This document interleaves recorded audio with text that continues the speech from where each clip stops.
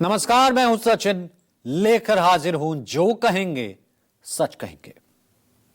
आज बात ईरान की। ईरान में एक 26 साल के युवक को फांसी पर लटकाने की तैयारी हो रही है। इस युवक को सिर्फ इसलिए फांसी दी जा रही है क्योंकि यह मौजूदा खामनेई सरकार के खिलाफ पिछले 18 दिन से जो विरोध प्रदर्शन जारी है उसमें शामिल हुआ था। युवक को अपील तक करने का मौका नहीं दिया गया और आज की रात उस युवक के जीवन की आखिरी रात साबित हो सकती है। तो इस सवाल के साथ कि क्या ईरान में प्रदर्शन करने की सजा मौत है? वहीं 8 को गिरफ्तारी, 15 को फांसी, खामनेई को क्यों है इतनी जल्दी? सवाल यह भी, खामनेई को जनता से डर, क्या ट्रंप के सामने सरेंडर करेंगे? दूसरी स्टोरी जिसकी तरफ हम आगे बढ़ेंगे, एक तरफ जहां ईरान के युवा सत्ता से लड़ रहे हैं, वहीं एक स्टडी सामने आई कि हमारे देश के युवा काफी तेजी से कर्ज के बोझ तले दब रहे हैं और उससे लड़ रहे हैं। आखिर क्यों? माइक्रो फाइनेंस कंपनी पहले बनती है युवाओं का सहारा, फिर कैसे बना देती है उन्हें बेचारा। वहीं आखिर कर्ज लेकर घी पीना क्यों बन रही है युवाओं की आदत, ये भी आज का सच। तीसरी बड़ी स्टोरी देश में मेडिकल की पढ़ाई करने वाले युवाओं से जुड़ी है। नीट पीजी को लेकर सरकार ने लिया है एक ऐसा फैसला जो विवादों में घिर गया। नीट पीजी में नंबर हैं कम, फिर भी एडमिशन होने का कैसे है दम? नीट पीजी का कट ऑफ इतना क्यों गिरा जिससे सभी का दिमाग हिला? तो आज इसी पर जो कहेंगे हम सच कहेंगे।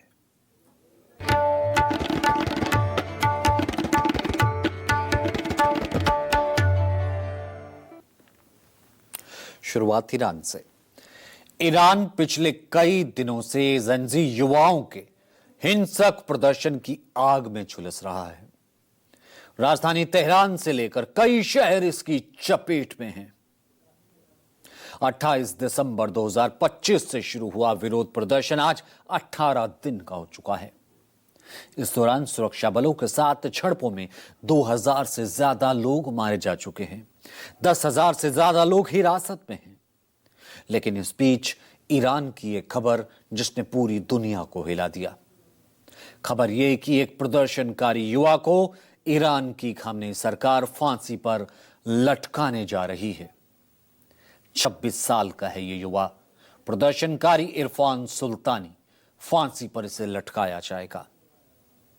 इनका गुनाह बस इतना है कि वो खामनेई सरकार के खिलाफ प्रदर्शन में शामिल हुए थे और सरकार के खिलाफ की थी नारेबाजी।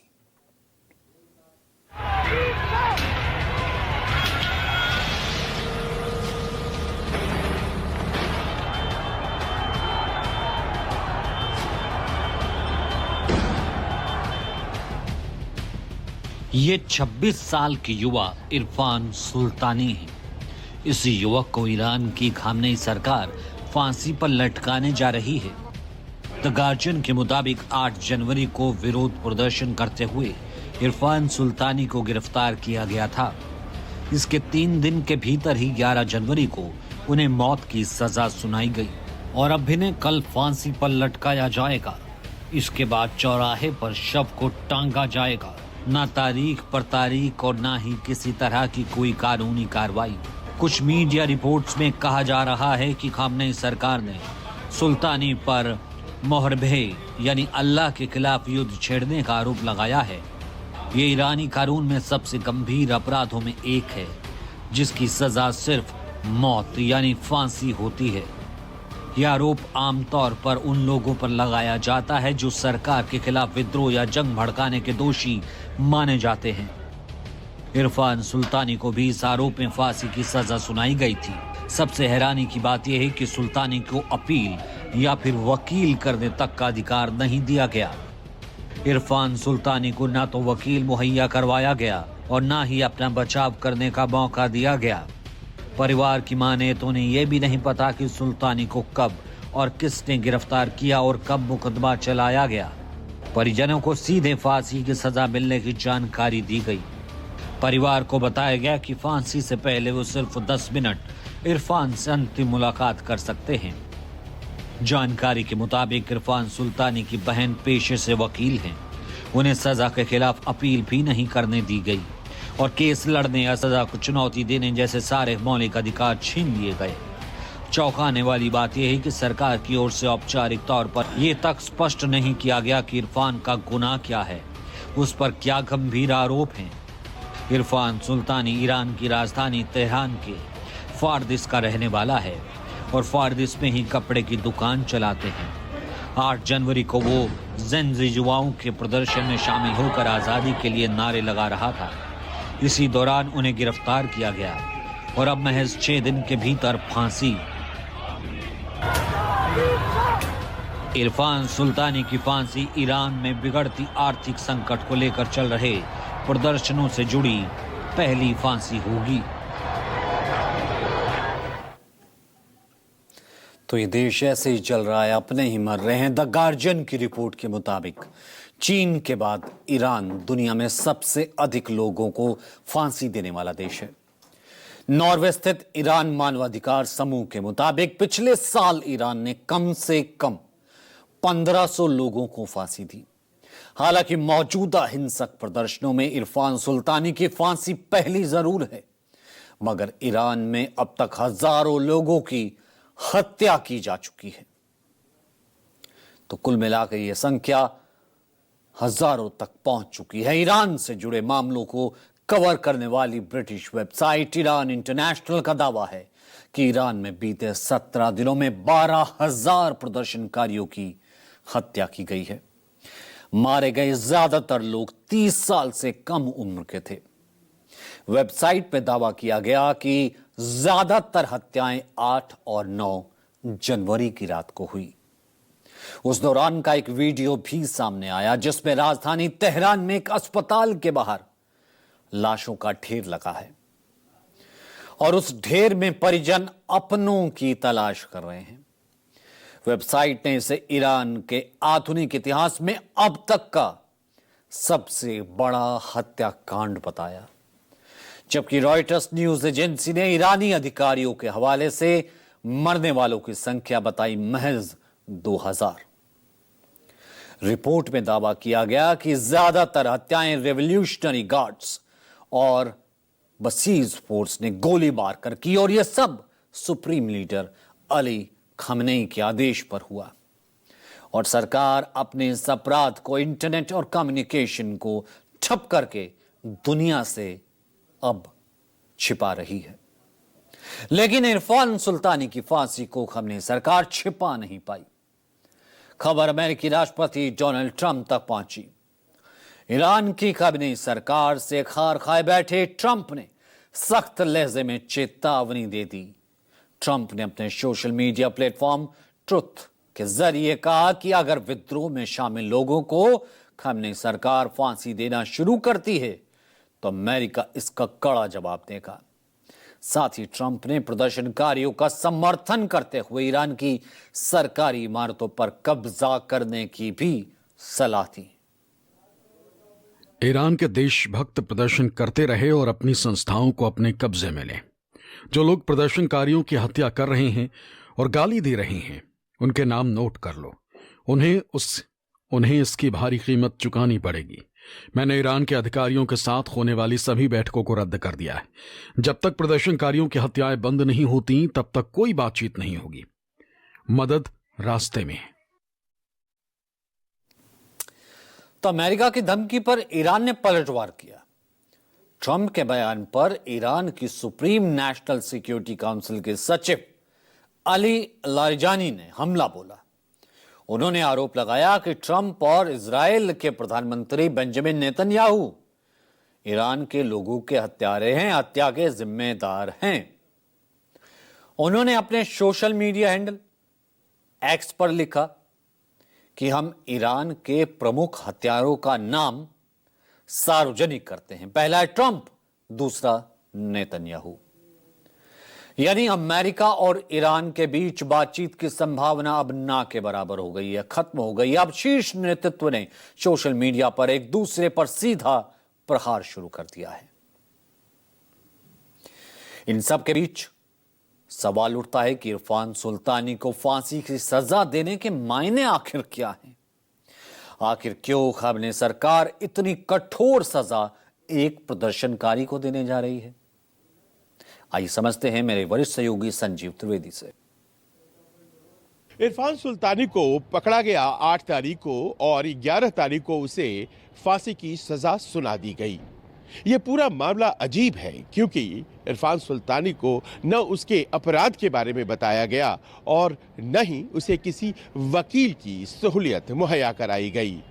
दरअसल इरफान सुल्तानी की मौत के जरिए खामेनी शासन तमाम युवा प्रदर्शनकारियों को एक सख्त संदेश देना चाहता है कि अगर वे खामेनी शासन के खिलाफ सड़कों पर उतरे तो फिर उनका हश्र भी इरफान सुल्तानी की तरह ही होगा।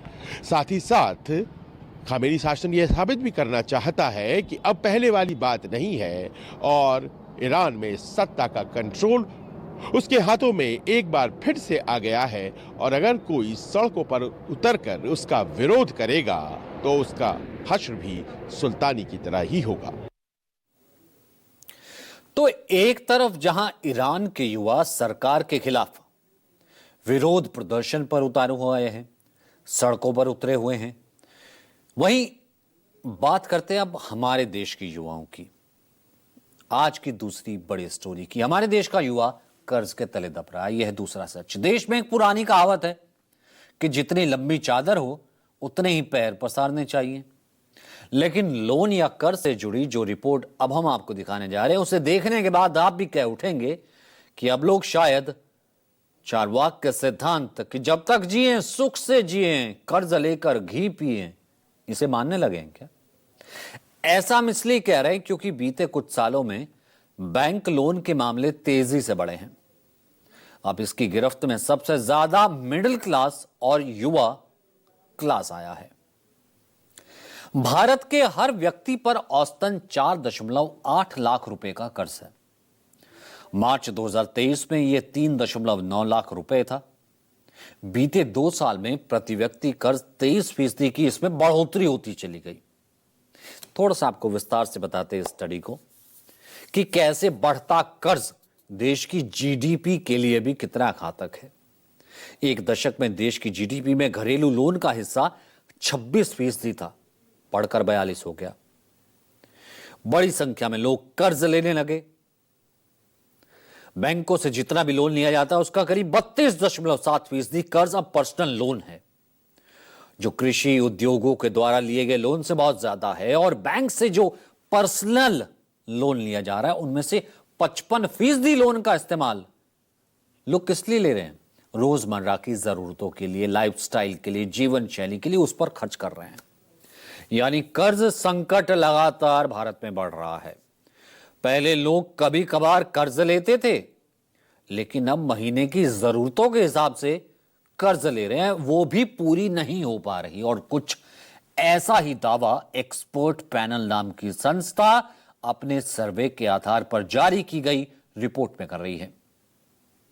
2025 से 2025 दिसंबर के बीच एक रिपोर्ट, यानी जून और दिसंबर के बीच की रिपोर्ट ये कहती है कि देश भर में 10,000 लोगों पर यह जानकारी आधारित की गई कि यहां पर जो कर्ज के मारे हैं, यानी कर्ज के जो युवा हैं, वो लगातार बढ़ते जा रहे हैं। मौजूदा दौर में 85% युवा लोग अपनी मासिक आय का 40% से ज्यादा हिस्सा सिर्फ ईएमआई में चुकाते हैं, ईएमआई में खर्च कर देते हैं। कई परिवारों में तो भोजन, किराया, परिवहन, स्कूल फीस या चिकित्सा खर्चों को शामिल ही नहीं किया जाता है कि आधी तनख्वाह पहले ही खर्च हो जाती है।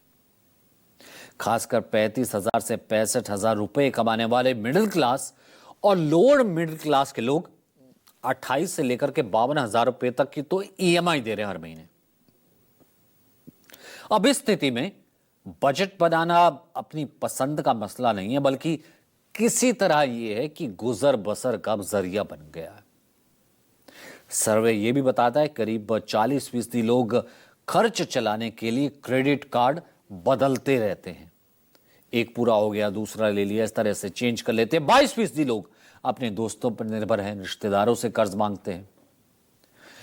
करीब 65% लोगों ने जरूरी खर्चों में कटौती की है। कुल मिला के ये भी आया जैसे कि जब बच्चे हो गए तो बच्चों की पढ़ाई, लेकिन उनको छुड़वानी पड़ गई, ट्यूशन की क्लास बंद करवानी पड़ गई, इलाज टालना पड़ गया, बीमा बंद करना पड़ गया और खाने पीने में कमी करना तो आम हो गया जब कर्ज बढ़ गया। तो कर्ज का माया जाल ऐसा है कि हर कोई इसमें फंसता ही चला जा रहा है और फिर झेलनी पड़ती है रिकवरी एजेंट्स की बदसलूकी, किस तरीके से वो आगे आ रहे हैं। और कर्ज लेने की लत कहें या फिर मजबूरी, अब किस हद तक बढ़ गई इस अंदाजा इस बात से लगाते हैं कि एक एग्जाम्पल, एक स्टडी सामने आई कि नए साल का जब जश्न था तो युवाओं ने जश्न मनाने के लिए भी कर्ज लिया, क्योंकि जश्न मनाना था, एक दूसरे को दिखाने के लिए। खास तौर से शहर में कर्ज लेने के मामले बहुत ज्यादा बढ़ गए। खास गौतम बुद्ध नगर जिले में 25 दिसंबर से 1 जनवरी के बीच 24,000 युवाओं का आंकड़ा सामने आया। 14 करोड़ का उन्होंने लोन लिया।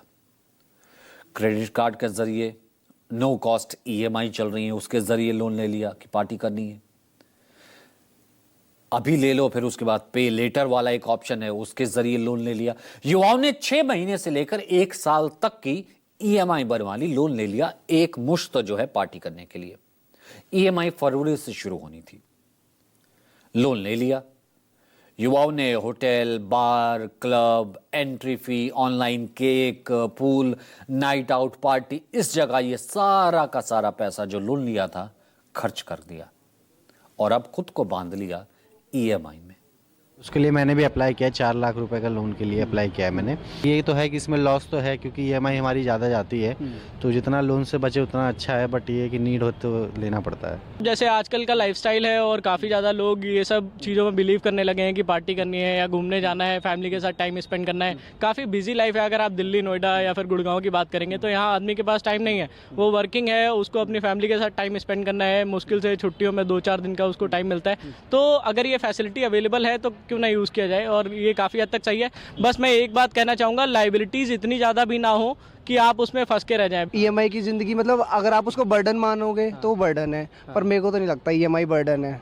उसमें आपकी लाइफ भी तो इजी हो रही है। ईएमआई के ऊपर मेरे अकॉर्डिंग 90% यूज़ जो है वो डिपेंड होंगे ईएमआई में, क्योंकि बिना ईएमआई के तो पॉसिबल नहीं है कि कोई मतलब अपने शौक पूरे कर ले आज की डेट में, जिस तरह से महंगाई बढ़ रही है और नोएडा जैसा शहर।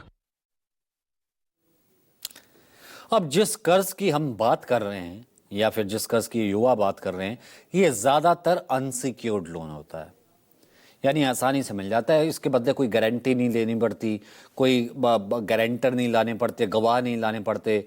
Personal loan, credit card, SBI report के मुताबिक पिछले करीब 20 साल में बैंकों ने ऐसे लोन बहुत ज्यादा दिए। अब इंटरेस्ट भी बहुत ज्यादा होता है क्योंकि अनसिक्योर्ड लोन के पीछे कोई संपत्ति तो होती नहीं है, फटाफट मिल जाता है। अगर कर्जदार पैसा ना लौटा पाए तो बैंक को नुकसान होता है, जोखिम होता है, ये एक रिस्क लेता है, इसलिए इसे रिस्क सेंसिटिव बैंक के लिहाज से भी माना जाता है। अब वित्तीय वर्ष 2019 के बाद लगातार अनसिक्योर्ड लोन का हिस्सा 20% से ऊपर बना हुआ है। अब यह भी जोखिम बढ़ने का संकेत दे रहा है कि बैंकों के पास लोन वापस नहीं आ रहा। वित्तीय वर्ष 2005 में अनसिक्योर्ड लोन करीब 2 लाख करोड़ था, जो 20 साल बाद बढ़कर 40.9 लाख करोड़ हो गया। कुल बैंक लोन में यह हिस्सा 17.7% से बढ़कर अब 24%, लगभग 25% यह हिस्सा जो अनसिक्योर्ड लोन है। आरबीआई ने भी कहा है कि अनसिक्योर्ड लोन का चलन बहुत तेजी से बढ़ रहा है। एप्स आ गई हैं, पेटीएम है, फोन पे है, रेजर पे है और कई हैं ऐसी फिनटेक, फाइनेंस, छोटी कंपनियां। बहुत जल्दी इनके पास भी ऑप्शन है। अनसिक्योर्ड लोन लगभग 70% जितना होता है उसके हिसाब से मिल जाता है। इनमें 50% से अधिक लोन तो जो है 35 साल से कम उम्र के लोग हैं, बिलो 35, यानी युवा वर्ग लगातार लोन ले रहा है और उस पर जाहिर सी बात है जोखिम भी बढ़ रहा है। अब आगे बढ़ते हैं तीसरी बड़ी स्टोरी का युग करते हैं ईएमआई से चलती युवाओं की सांसों का विश्लेषण हमने किया। अब बात करते हैं उस खबर की जिस पर देश का पूरा हेल्थ सिस्टम टिका हुआ है। ये खबर बहुत चौंकाने वाली है। आप ये सोचते ही होंगे डॉक्टर बनना बहुत मुश्किल काम है, तो आप गलत हैं। सरकार ने इसे बेहद आसान बना दिया है, इतना आसान कि नीट का पेपर खाली छोड़ने वाले, माइनस में आने वाले अब डॉक्टर बन सकते हैं। खाली सीट्स भरने के चक्कर में खाली दिमाग वाले स्पेशलिस्ट डॉक्टर्स तैयार करने की ये नई तैयारी केंद्र सरकार ने कर ली है। ये है इस नए फैसले का विश्लेषण। दरअसल केंद्र सरकार ने नीट पीजी 2025 के लिए क्वालिफाइंग परसेंटाइल को इतना नीचे गिरा दिया कि अब 0 परसेंटाइल भी है तब भी नीट पीजी में एडमिशन मिल सकता है। मतलब उसके भी नीचे नेगेटिव स्कोर वाला भी कैंडिडेट है तो वो भी मेडिकल प्रोफेशन की पीजी सीट्स पर, पोस्ट ग्रेजुएट सीट पर कब्जा कर सकता है। अगर ऐसे डॉक्टर आपका इलाज करेंगे तो क्या होगा, कल्पना कीजिए। एग्जाम में स्कोर आया नेगेटिव डॉक्टर का और वो आपकी सर्जरी कर रहा है।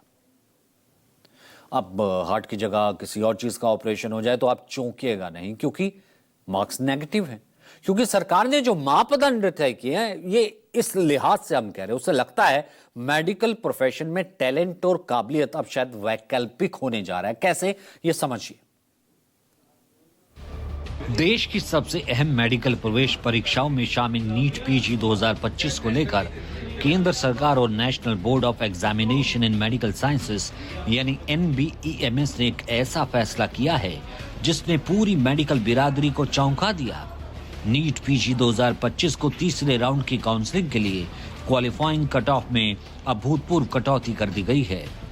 NBEMS के नए फैसले से कुछ श्रेणियों में तो वैसे कैंडिडेट्स को भी काउंसलिंग का मौका मिल गया है जिन्हें नेगेटिव मार्क्स मिले हैं, जिसे मेडिकल शिक्षा व्यवस्था में अब तक का सबसे बड़ा बदलाव माना जा रहा है। लेकिन साथ ही कई गंभीर सवाल खड़े हो रहे हैं। देखिए, पहली चीज अगर हम इस सोचे कि ये ऑर्डर जारी क्यों करना पड़ा, जारी इसलिए करना पड़ा क्योंकि 20,000 के करीब अभी 2 राउंड के बाद सीटें खाली रह गई हैं।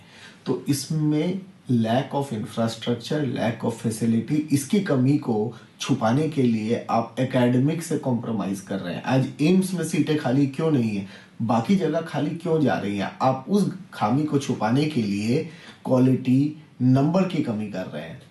जिस परीक्षा में 707 800 में से एक टॉपर ने लिए, आज -40 मतलब 747 नंबर हम कम करके क्वालिफाइंग मार्क्स को इतना नीचे ले जाके हम बच्चों का दाखिला कर रहे हैं जो पेशेंट्स को ट्रीट करेंगे। मतलब ये तो ऐसी बात हो गई कि आप दाखिला नहीं, अब आप खाली परीक्षा में बैठ जाइए, कुछ मत करिए तो भी हम आपको बुला लेंगे। आइए आपको बताते हैं कि आखिर क्या है वो बदलाव जिसकी वजह से इस फैसले पर सवाल खड़े हो रहे हैं। पहले आपको रिजर्व कैटेगरी की गाइडलाइन के बारे में बताते हैं। NBEMS ने 13 जनवरी को जो नोटिस जारी किया है उसके मुताबिक SC, ST, OBC को इस कैटेगरी के PWBD उम्मीदवारों के लिए पहले की क्वालिफाइंग परसेंटाइल 40 रखी गई थी, जो करीब 235 अंकों के बराबर थी। जबकि तीसरे कट ऑफ के लिए अब इसे घटाकर 0 यानी 0 कर दिया गया है। यानी -40 अंक पाने वाले SC, ST, OBC को इस कैटेगरी के PWBD उम्मीदवार भी काउंसलिंग में शामिल हो सकेंगे। इसका मतलब है 800 में से -40 अंक लाने वाले कैंडिडेट्स भी मेडिकल पोस्ट ग्रेजुएशन के लिए एलिजिबल हैं। इस रिवाइज कट ऑफ स्कोर ने सभी को हैरान कर दिया। जर्नल और आर्थिक रूप से पिछड़े वर्ग EWS उम्मीदवारों के लिए क्वालिफाइंग परसेंटाइल को 50वें से घटाकर 7वें परसेंटाइल कर दिया गया, जिससे कट ऑफ स्कोर 276 से घटकर 103 हो गया। जबकि लगभग 103 पाने वाला कैंडिडेट अब नीट पीजी 2025 की काउंसलिंग में हिस्सा ले सकेगा। जर्नल कैटेगरी के दिव्यांग उम्मीदवारों के लिए कट ऑफ को 45 से घटाकर 5 परसेंटाइल कर दिया गया, जिससे कट ऑफ स्कोर 255 से घटकर 90 हो गया। इस तरह 90 मार्क्स पाने वाला जर्नल दिव्यांग कैटेगरी की काउंसलिंग में शामिल हो सकेगा। हालांकि रैंकिंग में कोई बदलाव नहीं किया गया, सिर्फ पात्रता की शर्तों में ढील दी गई। इस फैसले के बाद मेडिकल जगत में बहस तेज हो गई। तो सवाल उठता है कि सरकार को ये कदम क्यों उठाना पड़ा। दरअसल नीट पीजी 2025 के पहले और दूसरे राउंड की काउंसलिंग के बाद भी देश भर में 18,000 से ज्यादा पीजी सीटें खाली रह गई थी, जिन्हें भरने के लिए सरकार ने ये कदम उठाया है। सरकार का तर्क है कि सभी उम्मीदवार पहले से एमबीबीएस डॉक्टर हैं और मेरिट लिस्ट में कोई छेड़खानी नहीं की गई। कट ऑफ घटाने का मकसद सिर्फ इतना है कि कोई भी सीट खाली ना रहे और देश में विशेषज्ञ डॉक्टर्स की कमी को दूर किया जा सके। डॉक्टर संगठनों का कहना है कि आज पीजी में दाखिला लेने वाले ही कल देश के सर्जन, फिजिशियन, सुपर स्पेशलिस्ट बनेंगे। अगर प्रवेश स्तर बहुत नीचे गया तो इसका सीधा असर इलाज की गुणवत्ता और मरीजों की सुरक्षा पर पड़ेगा। जो हेल्थ सेक्टर होता है वो डायरेक्ट पब्लिक लाइफ से डील करता है। आज हमारा एक गलत निर्णय कल लाखों मरीजों को इफेक्ट करेगा। आज हम अगर 1000 खराब डॉक्टर्स प्रोड्यूस करेंगे, कल करोड़ों पेशेंट को वो अफेक्ट करेगा। ऐसे में ये बहुत जरूरी होता है कि हम ध्यान दें, जो ये फिल्टरिंग एग्जाम है उस पर ध्यान दें। ऐसे ही चलते रहा तो इस देश की सुरक्षा स्वास्थ्य व्यवस्था पूरी तरह से चरमरा जाएगी और जो भारत के डॉक्टर्स को इंटरनेशनली रेप्यूट और रिकॉग्निशन मिलता है, इंटरनेशनली उनको ख्याति प्राप्त होती है, वो ख्याति भी पूरी तरह से धूमिल हो जाएगी, क्योंकि आज विश्व इस देश की इस नीति पर हंस रहा है और हम सब डॉक्टर समुदाय इससे बहुत दुखी हैं। पेशेंट्स वेस्ट होने से तो सीट्स वेस्ट हो जाएं, क्योंकि ये ऐसा पेशा है जो सीधे जीवन और मृत्यु से जुड़ा है। यहाँ किसी की जिंदगी और मौत उंगलियों की मामूली हरकत से तय होती है। ऐसे में काबिलियत का स्तर गिरना खतरनाक है। माना देश में डॉक्टर्स की कमी है, पीजी के लिए मेधावी अभ्यर्थी नहीं मिल रहे, तो क्या किसी को भी डॉक्टर बना देंगे? अगर अब भी सीट्स नहीं भरे तो क्या इससे अगला स्टेप ये होगा कि एमबीबीएस के बाद बिना एग्जाम के डायरेक्ट स्पेशलाइजेशन होगा, या शायद लॉटरी की सीट्स अलॉट की जाएंगी?